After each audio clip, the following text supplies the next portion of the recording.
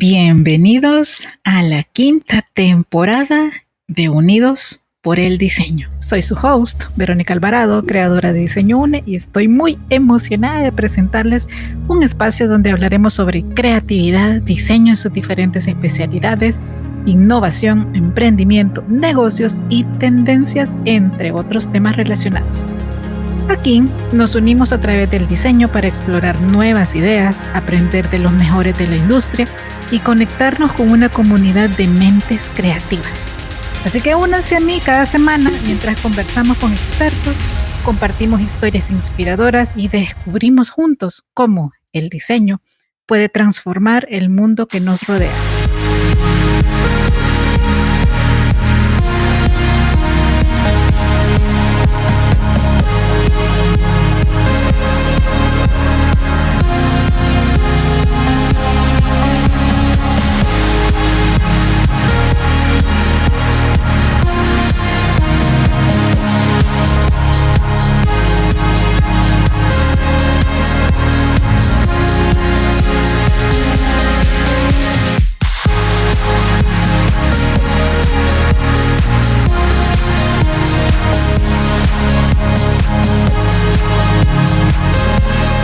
Unidos por el diseño. Llegamos a la segunda parte de este interesantísimo libro que se llama Inteligencia Genial, 7 principios claves para desarrollar la inteligencia inspirados en la vida y obra de Leonardo da Vinci, escrito por Michel Guerre. Bueno, tenemos un apartado bastante largo que nos narra la relación laboral de Da Vinci con sus contemporáneos, pero precisamente por ser muy larga, nada más le voy a compartir los principales logros de Leonardo y luego vamos a pasar al principio número 1 que se llama curiosidad. Algo que estoy segura comparto con muchos de ustedes que me escuchan. Ok, principales logros de Leonardo da Vinci. Se necesitaría una enciclopedia para hacerle justicia al vasto espectro cubierto por las obras de Leonardo. Sin embargo, podemos atisbar algunos de sus más notables logros en los campos del arte, la invención, la ingeniería militar y la ciencia. Leonardo el artista cambió el rumbo del arte. Fue el primer artista occidental en hacer del paisaje el tema principal de la pintura. Fue pionero en el uso de los óleos y en su aplicación de la perspectiva del claroscuro, del contrapposto, del esfumato y de muchos otros métodos innovadores e influyentes. La Mona Lisa y la Última Cena de Leonardo son reconocidas universalmente como dos de las más grandes pinturas jamás producidas. Sin duda, son las más famosas, pero Leonardo también creó otras obras maravillosas como La Virgen de las Rocas, La Virgen y el Niño con Santa Ana, La Adoración de los Magos, San Juan Bautista y su retrato de Ginebra Benci, que está en la Galería Nacional en Washington, D.C. Aunque las pinturas de Leonardo son escasas, sus dibujos son abundantes e igualmente magníficos. Al igual que la Mona Lisa, el canon de proporciones de Leonardo se ha convertido en un ícono universal y familiar. Sus estudios para la Virgen y el Niño con Santa Ana y las cabezas de los apóstoles en la Última Cena, así como sus dibujos de flores, de anatomía, de caballos, de vuelo y de agua que fluye, son incomparables. Leonardo también fue famoso como arquitecto y escultor. Gran parte de su trabajo arquitectónico se concentró en los principios generales del diseño, pero fue consejero en diversos proyectos prácticos como las catedrales de Milán y Pavía y el castillo del rey francés en Blois. Se cree que colaboró en muchas esculturas pero los expertos están de acuerdo en afirmar que las únicas esculturas definitivamente tocadas por la mano del maestro son los 3 bronces de la puerta del norte del baptisterio de Florencia. El San Juan Bautista predicando a un levita y a un fariseo fue creado en colaboración con el escultor Rustici. Hay muchas palabras y nombres en italiano que se las voy a leer tal cual porque pues no es un idioma que yo domine. Aclarado esto, seguimos. Leonardo el inventor hizo los planos de una máquina voladora, de un helicóptero, de un paracaídas y de muchas otras maravillas, incluyendo la escalera de extensión que utilizan hasta el día de hoy los departamentos de bomberos. Un aparato de cambios de 3 velocidades, una máquina para cortar los hilos de las hélices, una bicicleta, una llave inglesa ajustable, un snorkel, un gato hidráulico, el primer escenario giratorio del mundo, esclusas para un sistema de canales, una rueda hidráulica horizontal, muebles plegables, una prensa para aceitunas, una serie de instrumentos musicales automáticos, un reloj de alarma accionado con agua, un asiento terapéutico de brazos y una draga para limpiar vallados. Más que por cualquiera de sus inventos, Leonardo merece crédito por ser pionero en el concepto de la automatización. Diseñó miles de máquinas que ahorraban trabajo e incrementaban la productividad. Aunque muchas eran caprichosas e imprácticas, otras, como los telares automáticos, eran portentos de la revolución industrial. Como ingeniero militar, Da Vinci ideó armas que serían desplegadas 400 años después, como el tanque blindado, la ametralladora, el misil dirigido y el submarino. Sin embargo, hasta donde sabemos, nada de lo que él diseñó fue utilizado en su vida para hacerle daño a alguien más. Era un hombre de paz, que se refería a la guerra como la passia bestialísima, es decir, la locura furiosa, y que consideraba que el derramamiento de sangre era infinitamente atroz. Sus instrumentos de guerra fueron diseñados para preservar el don más precioso de la naturaleza, que es la libertad. En ocasiones los compartió con renuencia y uno de sus diseños iba acompañado de una nota escrita que nos permite adivinar su ambivalencia. No deseo divulgar o publicar esto a causa de la naturaleza maligna del hombre. Leonardo el científico es el tema de una incesante discusión entre los estudiosos. Algunos sugieren que si hubiera organizado sus pensamientos científicos y los hubiera publicado, habría tenido una influencia enorme en el desarrollo de la ciencia. Otros aseguran que estaba tan adelantado a su tiempo que su trabajo no hubiera sido apreciado, incluso si hubiera llegado a formular teorías generales comprensibles. Si bien la faceta de Leonardo como científico se puede apreciar mejor por su valor intrínseco como expresión de su búsqueda de la verdad, muchos estudios y estudiosos están de acuerdo en que se le debe dar crédito por sus significativas contribuciones a diversas disciplinas. En anatomía, fue pionero de la anatomía comparativa moderna. Fue el primero en dibujar partes del cuerpo en sección transversal. Dibujó las representaciones más detalladas y completas de humanos y de caballos. Llevó a cabo estudios científicos sin precedentes sobre el niño en el vientre. Fue el primero en hacer moldes del cerebro y de los ventrículos del corazón. En botánica, fue pionero de la botánica moderna. Describió el geotropismo, es decir, atracción gravitacional de la Tierra sobre ciertas plantas, y el heliotropismo, la atracción de las plantas hacia el Sol. Descubrió que la edad de un árbol corresponde al número de anillos de la sección transversal de su tronco. Hizo descubrimientos significativos sobre la naturaleza de la fosilización y fue el primero en documentar el fenómeno de la erosión del suelo.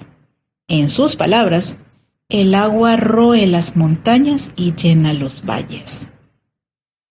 Sus estudios de física fueron el preludio de las modernas disciplinas de la hidrostática, la óptica y la mecánica.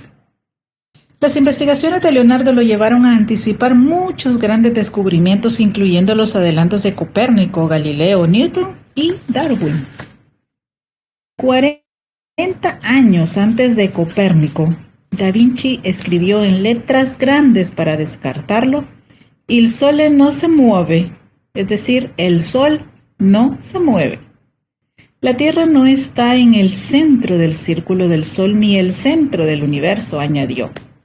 60 años antes, Galileo sugirió que se empleara una gran lente de aumento para estudiar la superficie de la Luna y otros cuerpos celestes. 200 años antes de Newton, anticipándose a la teoría de la gravedad, Leonardo escribió: "Todo peso tiende a caer hacia el centro por la ruta más corta posible". Y en otra parte añadió que dando toda sustancia pesada hace presión hacia abajo y no puede sostenerse erguida perpetuamente. La Tierra toda debe volverse esférica. 400 años antes de Darwin, ubicó al hombre en la misma amplia categoría de los micos y los gorilas y escribió: "El hombre no se diferencia de los animales excepto en lo que es accidental". Pero más valioso que cualquiera de sus logros científicos específicos fue la perspectiva desde la cual Leonardo se acercó al conocimiento y que preparó la escena para el pensamiento científico moderno. Y ahora nos adentramos a los 7 principios davincianos y empezamos, por supuesto, una de las que a mí más me encanta, que es la curiosidad. Una aproximación a la vida marcada por una incesante búsqueda del aprendizaje continuo. Fíjense, todos llegamos al mundo llenos de curiosidad. La curiosidad se construye sobre el impulso natural, el mismo que lo llevó a usted a voltear la última página, el deseo de aprender más. Todos lo tenemos. El reto consiste en usarlo y desarrollarlo para nuestro propio beneficio. En los primeros años de nuestra mente está motivada por una sed insaciable de saber. Desde el nacimiento, incluso antes, dirían algunos, todos y cada uno de los sentidos del bebé están enfocados hacia la exploración y el aprendizaje. Como pequeños científicos, los bebés experimentan con todo lo que les rodea. Tan pronto como aprenden a hablar, los niños comienzan a articular una pregunta tras otra. ¿Cómo funciona esto, mamá? ¿Cuándo nací? Papá, ¿de dónde vienen los bebés? Cuando niño, Leonardo poseía una intensa curiosidad acerca del mundo que lo rodeaba. La naturaleza lo fascinaba. Demostró tener un extraordinario talento para el dibujo y amaba las matemáticas.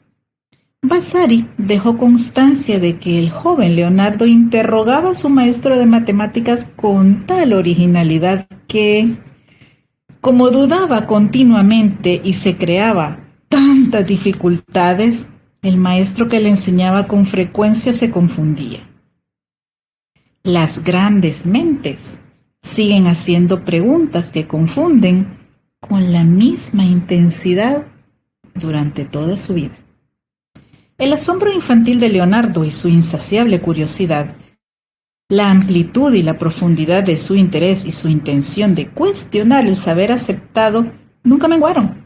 La curiosidad fue el combustible que alimentó la fuente de su genio a lo largo de su vida adulta.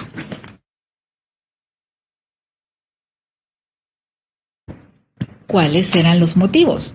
En su libro Creadores de la imaginación, Daniel Boorstin, ganador del premio Pulitzer, nos cuenta cuáles no eran. A diferencia de Dante, no sentía pasión por una mujer. A diferencia de Giotto, de Dante o de Brunelleschi, no parece haber tenido lealtades cívicas, ni devoción hacia la Iglesia o hacia Cristo. Aceptó gustosamente comisiones de los Medici, los Sforza y los reyes. Carecía de la mundanidad sensual de un Boccaccio o de un Chaucer, de la temeridad de un Rabelais o, ¿cómo se pronuncia?, de la piedad de un Dante o de la pasión religiosa de un Miguel Ángel.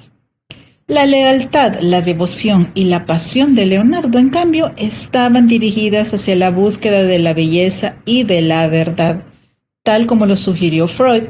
Transmutó su pasión en curiosidad. La curiosidad de Leonardo no se limitaba a sus estudios formales. Acompañaba y ampliaba su experiencia cotidiana del mundo, de lo que lo rodeaba.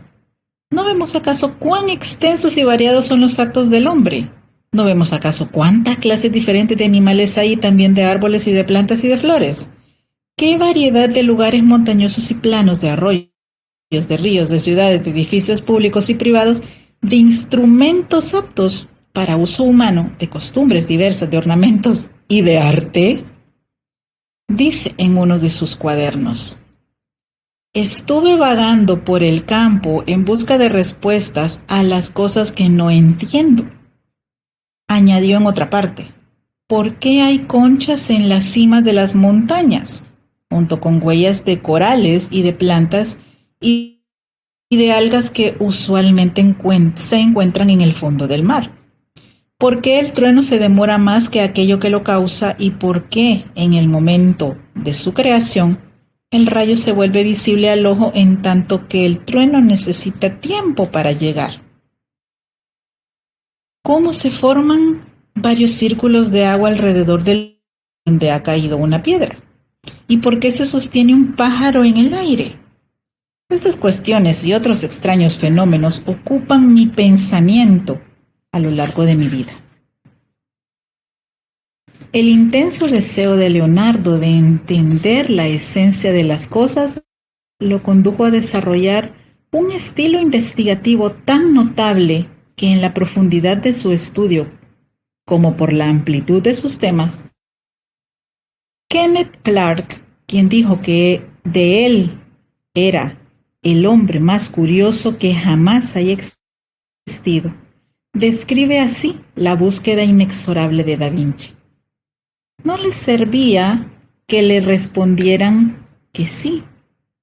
En sus investigaciones anatómicas, por ejemplo, Leonardo hizo la disección de cada una de las partes del cuerpo desde por lo menos 3 ángulos diferentes y escribió: esta descripción del cuerpo humano será tan clara como si tuviéramos al hombre natural al frente. Y la razón es que si uno quisiera conocer a fondo las partes del hombre anatómicamente, uno, con nuestros ojos, debe verlo desde diferentes aspectos, examinarlo por debajo y por encima y por los lados, dándole vueltas y buscando el origen de cada miembro. Por lo tanto, a partir de mis dibujos podremos reconocer cada una de las partes y en todas sus expresiones desde 3 puntos de vista de cada parte. Pero su curiosidad no cesaba allí. Da Vinci estudió todo con el mismo rigor. Si era posible entender el cuerpo con más profundidad gracias a las perspectivas múltiples, también ellas lo ayudarían a evaluar sus intentos de compartir ese conocimiento. El resultado, capa sobre capa de rigurosos exámenes, todos diseñados para refinar no solo su comprensión, sino su expresión, tal como lo explica en su tratado de pintura. Sabemos bien que es más fácil detectar los errores de los trabajos de los demás que en los propios. Cuando estamos pintando, debemos usar un espejo plano y mirar con frecuencia nuestro trabajo reflejado en él. Y ahí lo veremos al revés y parecerá que fue hecho por la mano de algún otro maestro. Y entonces podremos juzgar mejor sus fallas que de cualquier otra manera. No contento con una sola estrategia para evaluar su trabajo objetivamente, añade: también es un buen plan alejarse y relajarse un poco de vez en cuando. Al regresar al trabajo, nuestro juicio será más certero, pues al trabajar constantemente perdemos el poder de juicio. Y por último sugiere: también es aconsejable alejarse a una cierta distancia, porque allí la obra parecerá más pequeña y se podrá ver más de ella en una sola mirada y se podrá notar con más presteza cualquier falta de armonía o de proporción en las diferentes partes y en los colores de los objetos. Su incansable búsqueda de la verdad también lo inspiró a mirar la realidad desde perspectivas inusuales y extremas. Esto lo llevó bajo el agua. Diseñó un snorkel, un equipo de inmersión y hasta un submarino. Y al cielo, diseñó un helicóptero, un paracaídas y su famosa máquina voladora. En su pasión por entender, bajó a profundidades jamás exploradas y se elevó a alturas previamente inimaginables. La fascinación de Leonardo con el vuelo, sus estudios de la atmósfera, de los vientos y de especialmente los movimientos de los pájaros, es una metáfora ineludible de su vida y de su obra. En una de las páginas de sus cuadernos se puede ver un pájaro en una jaula acompañado del siguiente comentario: los pensamientos vuelan hacia la esperanza. Observa poéticamente que una madre jilguero, al ver a sus hijos enjaulados, los alimenta con un trozo de planta venenosa. Mejor muertos que sin libertad, anota. Giorgio Vasari nos informa que durante sus frecuentes paseos por las calles de Florencia, Leonardo se topaba a cada rato con vendedores de pájaros enjaulados. Da Vinci tenía la costumbre de detenerse, pagar el precio exigido y después abrir la puerta de la jaula para liberar a los prisioneros hacia el infinito cielo azul. Para Leonardo, la búsqueda del conocimiento abría la puerta que conducía a la libertad. La curiosidad y usted. Las grandes mentes se hacen grandes preguntas. Las preguntas que ocupan nuestra mente a diario reflejan nuestras metas e influyen en la calidad de nuestra vida. Al cultivar una actitud mental davinciana, abierta e inquisitiva, ampliaremos nuestro universo y mejoraremos nuestra capacidad de viajar a través de él. ¿Usted ya ha abierto la puerta que lo conduce a la libertad? ¿Sí o no? Los ejercicios que vienen a continuación fueron diseñados para ayudarlo a lograrlo. Pero antes, deténgase un momento a reflexionar sobre la frecuencia y la eficiencia con que usted pone a trabajar su curiosidad. Considere el papel que la curiosidad desempeña hoy en su vida. Pregúntese cuán curioso es, cuál fue la última vez que buscó el conocimiento con el único propósito de perseguir la verdad. ¿Y qué ganó con ese esfuerzo? Piense en las personas que conoce. ¿Alguna de ellas personifica los ideales de la curiosidad? ¿Cómo se ha enriquecido la vida de estas personas? Desarrollar la curiosidad o ponerla a funcionar es más fácil de lo que usted piensa. Primero debe responder el cuestionario de autoevaluación que viene ahora. Sus respuestas indicarán cómo la está usando y en dónde puede mejorar. Empecemos. Curiosidad, autoevaluación. Vayan poniéndole chequecito a lo que ustedes consideren conveniente y que les va perfecto. A ver, ¿Mantengo un diario o un cuaderno donde registro mis percepciones y mis interrogantes? Siguiente. ¿Dedico un tiempo suficiente a la contemplación y a la reflexión? Siguiente. Siempre estoy aprendiendo algo nuevo. Siguiente. Cuando enfrento una decisión importante, busco diferentes perspectivas. Siguiente. Soy un lector voraz. Siguiente. Aprendo de los niños pequeños. Siguiente. Soy hábil en la identificación y solución de problemas. Siguiente. Mis amigos me describirían como alguien abierto y curioso. Siguiente. Cuando oigo o leo una palabra o expresión nueva, la busco y la anoto. Siguiente. Sé muchas cosas sobre diferentes culturas y siempre estoy aprendiendo más. Siguiente. Hablo o estoy aprendiendo un idioma diferente de mi lengua materna. Siguiente.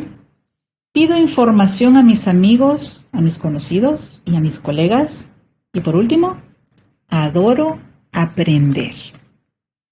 Bueno, vamos a dejar hasta acá el libro. Yo he de confesarles que considero que una de mis 3 mayores cualidades es precisamente la curiosidad.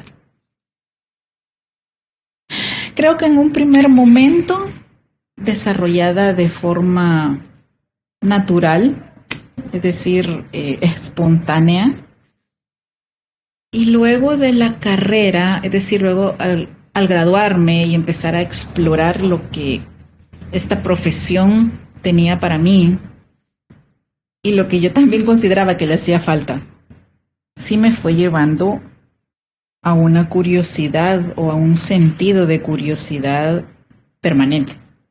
Ahora en serio es permanente. Y me encanta. A veces sí me ha traído una que otra expresión rara, porque cuando tenemos un exceso de curiosidad, pues la tendencia también es no seguir el rebaño, ¿verdad?